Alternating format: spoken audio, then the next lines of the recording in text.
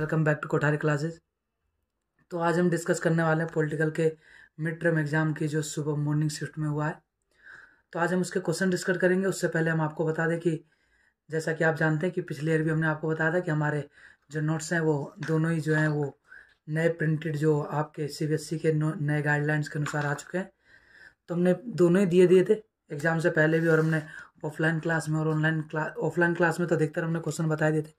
ये दोनों ही बुक है, लेकिन पहले हम आज शुरू करते हैं क्वेश्चन से, और फिर उसके अनुसार जब हम चैप्टर वाइज चलेंगे तो हम बता देंगे क्वेश्चन जो है किस प्रकार से नोट्स में पूछे गए हैं। तो हम यहाँ पर मॉर्निंग शिफ्ट के पेपर को डिस्कस कर रहे हैं। तो हम सबसे पहला क्वेश्चन देख रहे हैं। वैसे तो ये मेरे पास जो सेट है वो इसमें कोई सेट तो नहीं बताया गया है क्योंकि ये मिड टर्म है, बोर्ड के पेपर में होता है। तो यहाँ पे खंड ए है, और यहाँ पे हम सबसे पहले गद्यांश देखते हैं। देखिए गद्यांश जब आप पढ़ोगे तो आपको इसके बारे में ज़्यादा जानकारी तो नहीं मिलेंगी, लेकिन ये एक संसाधन के ऊपर एक डिस्कस कर रहा है। मैं आपको आंसर बता देता हूँ डायरेक्ट, क्योंकि आपको गद्यांश तो ज़्यादा एक्सप्लेन करने के लिए है नहीं, क्योंकि मिड टर्म में या फिर आगे वाले समय में गद्यांश बदल भी जाएंगे। देखिए जैसे पहला क्वेश्चन पूछ रहा है कि यहाँ पर कौन से संसाधन की बात करी जा रही है। तो सबसे पहले लाइन में यहाँ बता दिया गया है कि वैश्विक स्तर पर पानी यानी कि जल संसाधन की बात करी जा रही है। उसके बाद यहाँ पे जो दूसरा क्वेश्चन है वो पूछ रहा है कि जो जल युद्ध है उसकी संभावना का कारण जो है वो क्या है। तो ये शुरू में बता दिया गया है कि साफ पानी की कमी जो है वो होता जा रहा है, जिसकी वजह से दुनिया भर में युद्ध की समस्याएं जो है बनती जा रही है। वैसे ये तो दोनों क्वेश्चन है यहीं से नहीं दिए गए हैं, इस गद्यांश इनका कुछ लेना देना नहीं है। तीसरा क्वेश्चन ये है कि ये देश जहाँ पर युद्ध तथा जल संघर्ष हुआ था, तो ये देखिए जो है ये जॉर्डन, सीरिया और इसराइल के बारे में बात कर रहा है।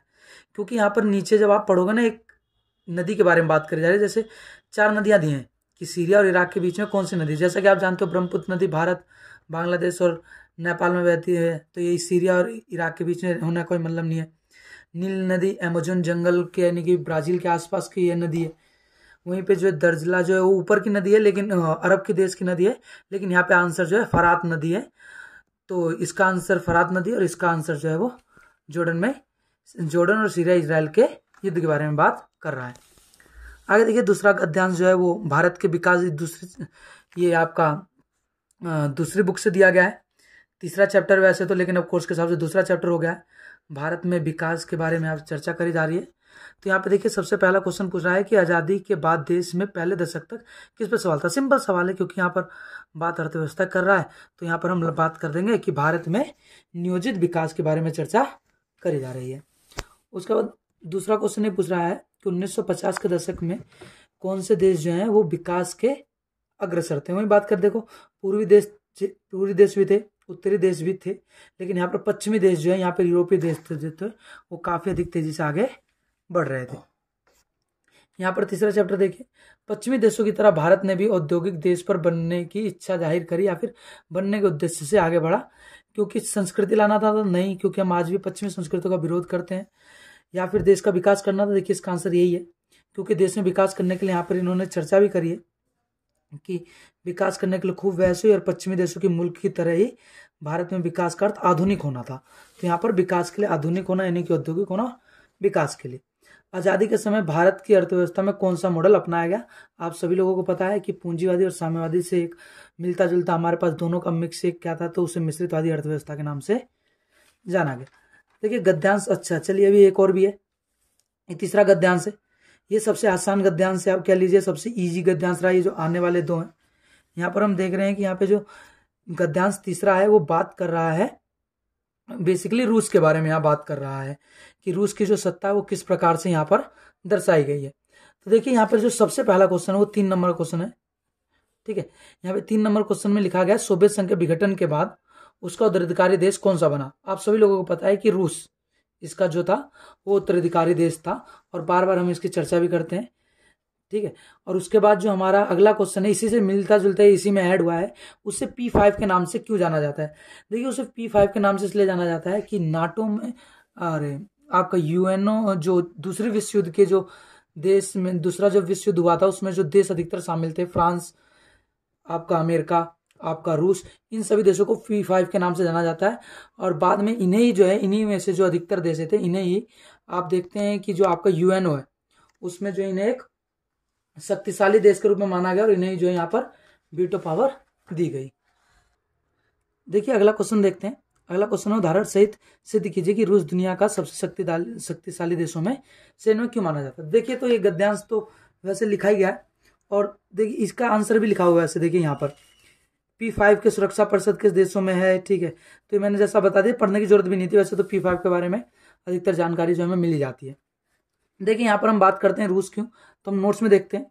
देखिए सबसे पहले यहाँ पर जो रूस के बारे में देखते हैं, ये चौथा चैप्टर है, सत्ता के वैकल्पिक केंद्र। तो यहाँ पहली लाइन में लिखा गया कि 1991 में सोवियत संघ के विघटन के बाद रूस उत्तर का अधिकारी बना।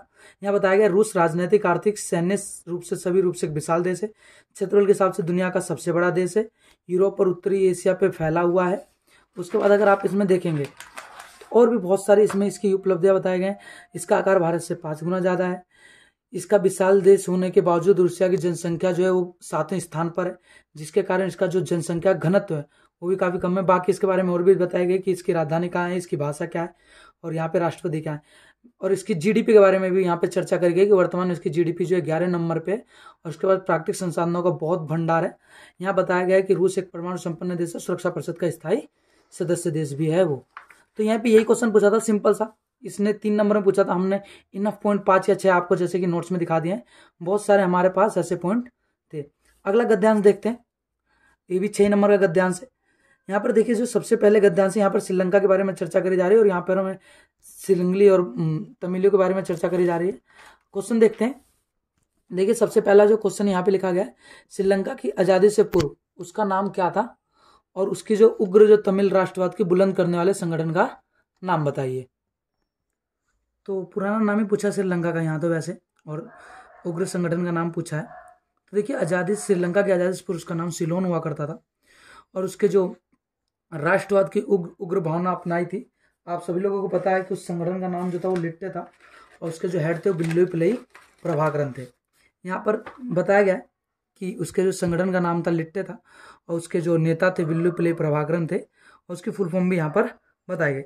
साथ ही जो अगला क्वेश्चन पूछता है कि श्रीलंका के अंदरूनी समस्या का समाधान के लिए भारत में उसमें क्या भूमिका रही।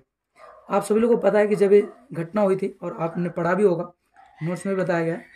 यहाँ से देखिए कि आप 1987 में भारत की प्रत्येक संघर्ष को रोकने के लिए श्रीलंका में तत्कालीन प्रधानमंत्री ने राजीव गांधी ने वहाँ पर शांति सेना भेजी, और वहाँ पर उन्हें इस प्रकार से शांति सेना भेजी।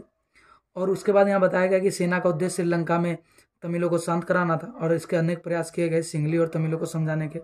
बाकी यहाँ पर आप देखते हैं कि भारत ने केवल यही नहीं, नॉर्वे और आइसलैंड वगैरह देशों में भी वहाँ पर उन्होंने सेना भेजी थी। तो यहाँ पर यही बताई गई है कि आपको पूरा बताना था कि किस प्रकार से उसकी जो है एक भूमिका बनी रही। तो यहाँ तक तो हमारे जो सारे गद्यांश खत्म हो चुके हैं, और हमारे ने देख लिया कि बहुत सारे तो जैसे कि गद्यांश होने के बावजूद भी नोट्स में हमारे प्रोवाइड किए गए, और बहुत सारी जानकारी जो है आप गद्यांश भी पढ़ सकते हैं। और वैसे गद्यांश पढ़ने की इतनी ज़्यादा आवश्यकता थी नहीं, अगर आपने बेसिक्स पढ़े होंगे तो भी आप एक जो ग्राफ है या फिर पैरास है आप इन्हें आराम से कर सकते हैं। आगे देखते हैं, चित्र का क्वेश्चन आ गया पहला, और ये चित्र लगभग हमने पूरे साल डिस्कस करा है, क्योंकि ये चैप्टर में हर बार डिस्कस होता है। जब भी ये चैप्टर शुरू होता है यहीं शुरू होता है। चित्र हम देख रहे हैं कि यूएनओ का है, चारों तरफ जैतून की पत्तियां हैं, और विश्व में जो है हमारे बीच में जो है विश्व का नक्शा है। तो देखा जाता है कि यह जो चित्र है ये किस संगठन से संबंधित है, और इसके बीच में किसका मानचित्र है। तो इसे भी हमने देखा है, तो अधिकतर तो हमने इसे भी लिख ही रखा है। देखिए यहाँ पर जो चैप्टर शुरू होता है सबसे पहले बता दिया गया है कि संयुक्त राष्ट्र संघ के चिन्ह विश्व का नक्शा बना हुआ है, उसके चारों तरफ जैतून की पत्तियां हैं। तो यहाँ पर इसने पहले क्वेश्चन पूछा है कि वो जो है वो किसके बारे में दर्शाता है। तो ये जो चित्र है वो यूएनओ से संबंधित है, और इसके बीच में जो नक्शा है वो विश्व का है। आगे जो क्वेश्चन पूछ रहा है वो पूछ रहा है इसका दूसरा पार्ट, कि दिए गए चित्र में जो पत्तियां हैं वो पत्तियां किस बात का प्रतीक है। तो यहाँ पर ये भी बताया गया है कि इस संगठन की यहाँ पर इसके जो चारों तरफ है जैतून की पत्तियां हैं, और ये जो है शांति का जो है प्रतीक मानी, ये जो है ये शांति का प्रतीक मानी जाती है। यहाँ पर ये भी चर्चा कर दी गई है। तो ये भी चित्र तो वैसे काफ़ी ईजी दे दिया था इन्होंने। अब हम आगे देखते हैं, हम अब देखते हैं कि MCQ। तो यहाँ पे देखिए सबसे पहला क्वेश्चन पूछा गया है कि सोवियत संघ की अर्थव्यवस्था, यानी कि जो आपका रसिया जो अब है, या जो पहले USSR के नाम से जाना जाता था, उसमें कौन सी बात गलत है। ऐसे क्वेश्चन करते समय हमें ध्यान रखना जरूरी है कि क्या हमसे पूछा गया। देखिए सबसे पहले पूछा गया है समाजवाद की प्रभावी विचारधारा। बिल्कुल सही है कि ये सही था, लेकिन हमसे क्या बोल रहा है, गलत। इसमें जनता की आर्थिक आज़ादी ना होना, क्योंकि आप सभी लोगों को पता है कि साम्यवादी अर्थव्यवस्था के अंतर्गत जो सभी चीज़ें होती हैं सरकार अपने हाथों में नियंत्रण रखती है, उसमें जनता को कोई अधिकार नहीं होता है। ये भी हमने कराया हुआ और ये भी नोट्स में है। अब 1 नंबर के लिए पूरे के पूरे गद्यांश को पढ़ने की जरूरत नहीं। देखिए आगे कि अमेरिका के रक्षा बजट के बारे में कितने देशों के बराबर है, तो उसके नीचे के 12 देशों के बराबर है। ऑप्शन नंबर जो सी है वो हमारा सही हो जाएगा। जो ऑप्शन नंबर सी है 12 देशों के बराबर है। आगे अरब स्प्रिंग की शुरुआत क्यों कब हुई, ये भी देखिए नया टॉपिक था एकदम। ये कोविड से जस्ट उस साल बाद ही ऐड हुआ था और नए टॉपिक होने के नाते मैंने बार बार बोला है, क्लास में पूछा भी जाएगा। तो आप सभी लोगों को पता है कि अरब क्रांति की शुरुआत 2010 में हुई थी और ट्यूनेशिया में हुई थी। मोहम्मद बुजई के आत्मदाह से इसकी शुरुआत हुई थी। उसके आगे क्वेश्चन है कि स्वतंत्र राष्ट्रों के जो राष्ट्र कुल है यानी कि आपका CIS, उसका उदय कब हुआ या उसका गठन कब हुआ, तो आप सभी लोगों को बताया गया था या फिर पता होगा कि सोवियत संघ के जस्ट विघटन के बाद ही CIS का निर्माण हो गया था। उसके बाद पूछा गया कि 2005 में यूरोपीय संघ यूनियन के द्वारा यानी यूरोपीय संघ जो है उसके द्वारा कितने हजार अरब डॉलर का व्यापार किया गया था। आप सभी लोगों को पता है कि 12,000 अरब डॉलर इसमें इन्होंने व्यापार किया था। और ये अभी भी देखिए, अभी भी मैं कहता हूँ कि यूरोपीय यूनियन जो है वो अभी बहुत ज़्यादा इंपॉर्टेंट है। आपके पेपर में पक्का पूछा जाएगा फाइनल टर्म में, वो भी, और ये कम से कम 6 नंबर का पूछा जाएगा। अभी भी ये अभी हमेशा इंपॉर्टेंट होता है। एक सोवियत संघ का विघटन और एक ये देखिए यहाँ बताया भी गया है कि 2005 में 12,000 अरब डॉलर से भी ज़्यादा का व्यापार किया गया है। इसके अलावा भी बाकी सारे जो क्वेश्चन है वो कराए हुए हैं, जैसे कि अरब स्प्रिंग की शुरुआत कब हुई थी। एकदम ये लास्ट क्वेश्चन ही है, देखा जाए तो इस चैप्टर का आखिरी पॉइंट है कि अरब स्प्रिंग की शुरुआत जो है वो 2010 में हुई थी। उसके आगे हम अपना रिक्त स्थान कर लेते हैं, खाली स्थान जो है हम कर लेते हैं। सबसे पहले देखिए रिक्त स्थान में सबसे पहला क्वेश्चन पूछा गया कि सार्क का जो पहला अधिवेशन हुआ वो कहाँ हुआ। देखिए लिखा गया कि सार्क यानी कि जो संगठन है उसकी जो स्थापना हुई थी वो 8 दिसंबर 1950 को ढाका के बांग्लादेश में हुई थी, ये बताया हुआ है। तो इसमें भी कोई ज़्यादा अलग तरीके का क्वेश्चन नहीं था, एकदम सिंपल सा ये भी क्वेश्चन पूछा गया था। अगला क्वेश्चन देखिए 1971 के बाद पूरी पाकिस्तान एक स्वतंत्र देश बना जो कहलाया बांग्लादेश कहलाया। बार बार जब पाकिस्तान को स्थिति को समझाते हैं तो ये बार बार जो क्वेश्चन है बार बार बताया जाता है। इतना आसान क्वेश्चन पूछ लिया है कि आप इसे आसानी से जवाब दे सकते हैं कि पूरी पाकिस्तान का जो नया नाम है वो बांग्लादेश है। उसके बाद है 1989 में भारत में श्रीलंका में, अब इसका गद्यांश बढ़ा तब भी हमने बोला शांति सेना भेजी थी कि उन्होंने शांति सेना भेजने की जो है उस पर उन्होंने चर्चा करी थी। उसके आगे संयुक्त राष्ट्र संघ के वर्तमान महासचिव आप सभी लोगों को पता है एंटोनियो गुटेरेस, लिखाया हुआ भी हुआ था और कराया भी गया था बार बार। जिससे पहले थे वो बान की मून थे और पहले जो थे ट्रावेली थे। बोर्ड के लिए ध्यान देना कि मानचित्र में अगर मान लीजिए क्वेश्चन पूछा सकता है कि वर्तमान महासचिव जो कहाँ से संबंधित है, तो पुर्तगाल से संबंधित थे और पहले वाले जो थे वो नॉर्वे से संबंधित थे, यानी कि नॉर्वे उनका देश था।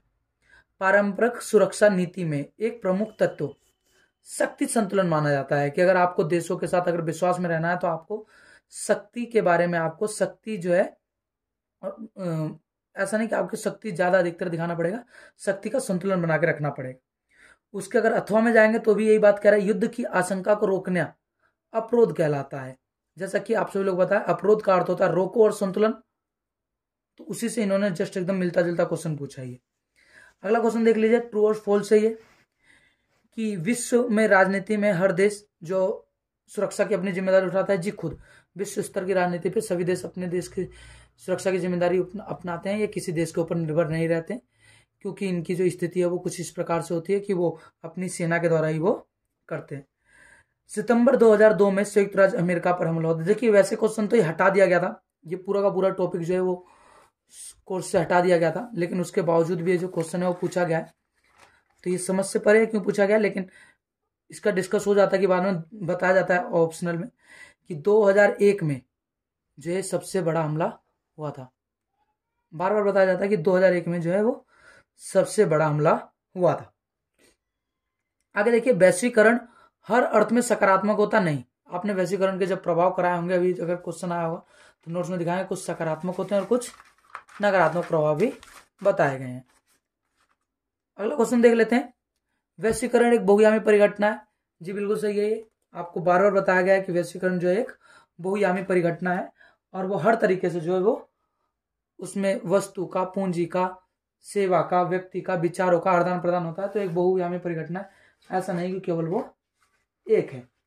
अगर आप इसे चाहेंगे तो आप इसे हर जितने भी क्वेश्चन कराए गए कि आप लोगों को बार बार बताया जा रहा है कि नोट्स में से आए, आपको प्रिंटेड नोट्स जो आपको प्रोवाइड किए गए थे हमारे क्लास में, जो ऑफलाइन क्लास होती है हमारी, तो वहाँ पे जो भी हमने नोट्स प्रोवाइड करा है उसी में से सारे क्वेश्चन आए हैं एकदम सिंपली, एक एक नंबर के, और बाकी सारे भी। देखिए जैसे कि अगला क्वेश्चन यहाँ पे बताया जा रहा है कि भाग्यवधू से चिर प्रसिद्ध भेंट, आप जो है वो किस भाषण, किस मतलब वो जो भाषण है वो मतलब आप क्या समझते हैं? तो आप सभी लोगों को पता गया है, दूसरी जो बुक है उसमें जो सबसे पहला क्वेश्चन यही है कि भाग्यवधू चिर प्रसिद्ध 14 और 15 अगस्त की मध्य रात्रि को दिया गया पहला भाषण था। उसके बाद देखिए अगला क्वेश्चन है सीमांत गांधी को किस नाम से जाना जाता था? तो ये भी थे, इनका जो नाम था वो खान अब्दुल गफ्फार खान था। इनके लिए भी एकदम सिंपल सी, बस ये मैं इसलिए इन्हें जल्दी जल्दी दिखा सकता हूँ क्योंकि ये एक चैप्टर में, बाकी सारे अलग अलग चैप्टर में तो उन्हें ढूंढ के निकालना पड़ता। आपको पता हो खान अब्दुल गफ्फार खान, जिन्हें सीमांत गांधी की उपाधि भी प्राप्त थी, उन्हें अलग अलग ढूंढने में जो टाइम जो है वो अधिकतर जाता।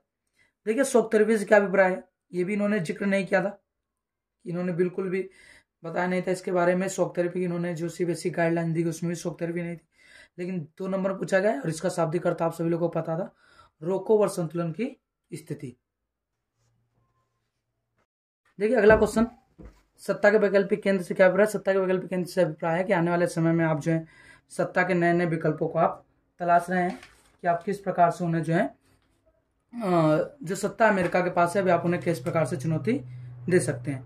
ये चैप्टर का नाम था, करा हुआ है सत्ता के वैकल्पिक केंद्र से आप क्या समझते हैं, पूरा का पूरा जो है ये नोट्स है और इसमें भी बताया गया है। देखिए ये भी ऊपर बताया गया कि सत्ता के वैकल्पिक केंद्र से हम क्या समझते हैं कि आपका जो सत्ता का वैकल्पिक केंद्र है वो किस प्रकार से यहाँ पर आने वाले समय में सत्ता के विकल्पों का तलाश, और इसमें आने वाले समय में यूरोप में वो शामिल है।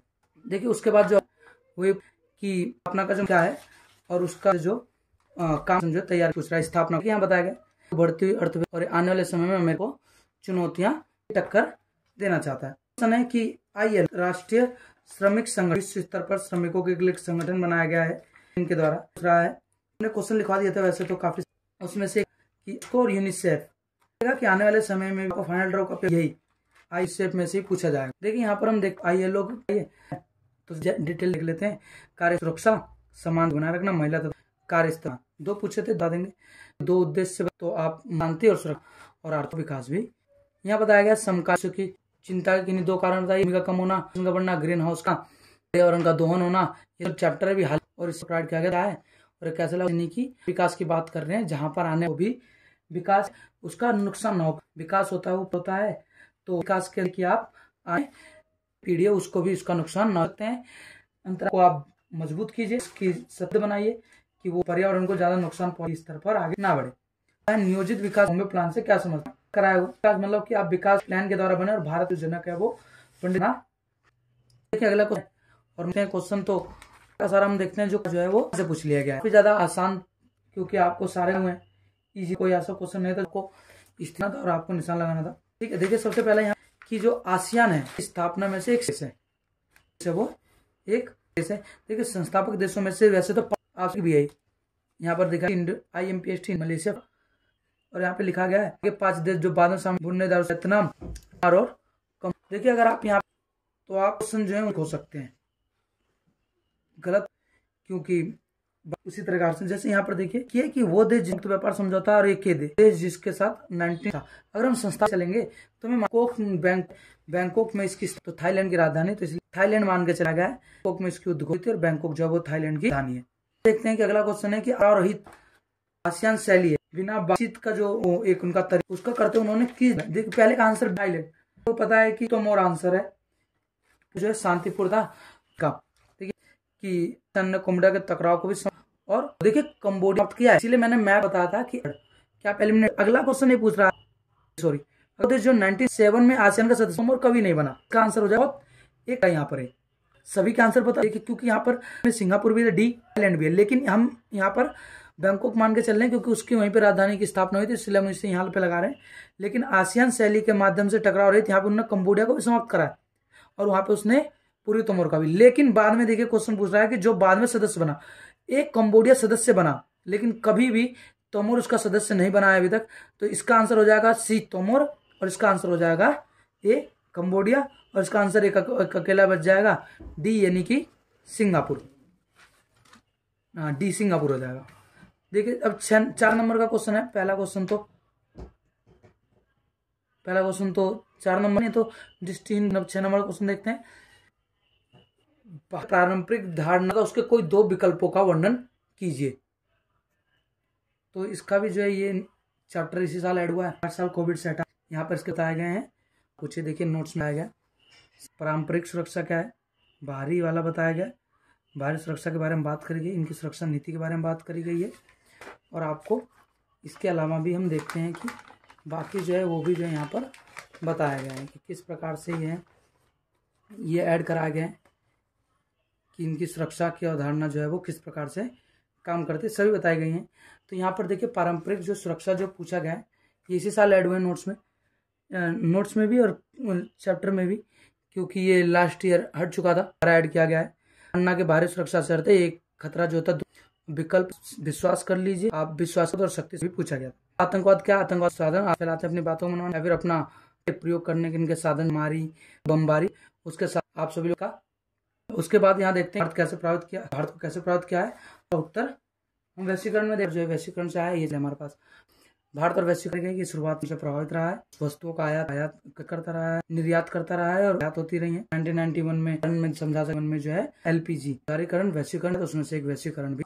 उसके के सांस्कृतिक विभिन्नता पूछी, आप क्वेश्चन नहीं करना, नीचे वाला क्वेश्चन की वैश्वीकरण यहाँ पर आप देख सकते हैं कि और फिर उसके यहाँ तक पूरा कि आप खान पान में, और फिर उसके नगरा बात करी जा रही है। आप यहाँ बता सकते किस प्रकार से गाँव में कि विश्व की महान शक्तियों को छोटी छोटी युवा और वृद्ध पीढ़ी को बढ़ता रहा है। लास्ट क्वेश्चन की तरफ चलते हैं। तो लास्ट क्वेश्चन है वो शांत काफी SRC पुनर्गठन से बताइए, मतलब क्या था, और फिर उसकी सिफारिशें बताइए और इस पर वर्णन कीजिए। ये भी बताया हुआ था, बार बार क्वेश्चन जो लिखवाया गया था उसमें से पूछा गया था और काफी अच्छे से जो है इसमें मेंशन किया गया है। ठीक है, सबसे पहले यहाँ पे बताया गया है SRC क्या है। स्थापना 53 में हुई, 2 साल का समय दिया गया, कार्य इतना आसान नहीं था, मुंबई मांग तेज थी, 18 महीने में इन्होंने रिपोर्ट प्रस्तुत कर दी 1955 में। उसके साथ साथ हम यहाँ देखते हैं कि राज्य पुनर्गठन आयोग की जो सिफारिशें इस प्रकार थी, और यहाँ पर जो इसके जो अध्यक्ष बताए गए हैं वो बताए गए हैं फजल अली, कि फजल अली की अध्यक्षता में यहाँ पर इन्होंने एक कमेटी बनाई थी जिसे दिया गया था 1950। देखिए आप 53 में सरकार ने उस पूर्ण न्यायाधीश में एक कमेटी बनाई, और ये तो भाषा के आधार पर स्वतंत्रता प्राप्ति के प्रमुख निर्माण में एकता को बनाए रखने के लिए सरदार भूमिका ये जो थे आप देख रहे हैं क्या, तो सरदार की भूमिका आप बता सकते। 1965 देशी के लिए सरदार वल्लभ भाई पटेल ने बाहर से इसे बताना देसी रहते, ठीक है। इस पर सारे तो क्वेश्चन आपको करा दिए गए, जो है नोट क्वेश्चन है वो भी नोट्स में से, लेकिन अलग जरूरत नहीं, आप जब आप देख रहे हैं।